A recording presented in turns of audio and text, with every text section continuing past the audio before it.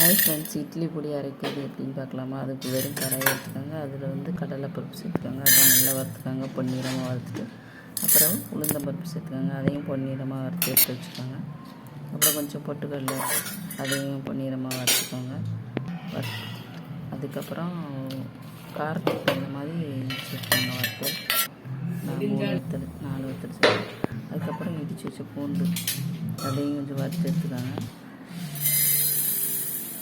அப்புறம் எள்ளு அதையும் பொரியத்தையும் வறுத்து எடுத்து வச்சுக்கோங்க.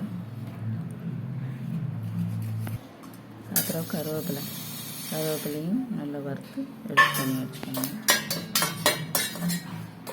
பண்ணி வச்சுட்டு அதுக்கப்புறம் அதை எல்லாத்தையும் கொத்தி ஆற வச்சுட்டு அப்புறம் லாஸ்ட்டில் கொஞ்சம் உப்பு, பெருங்காயம் இதையும் வறுத்து அது கூட கொத்தி ஆற வச்சு அப்புறம் இறங்கி மிக்சியில் போட்டு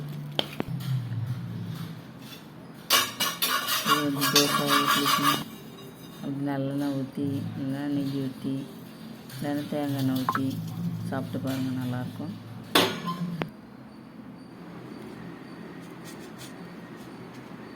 இந்த மாதிரி அரைச்சி பாருங்கள். இதுலேயே வந்து வேர்க்கடலையும் சேர்க்கலாம்.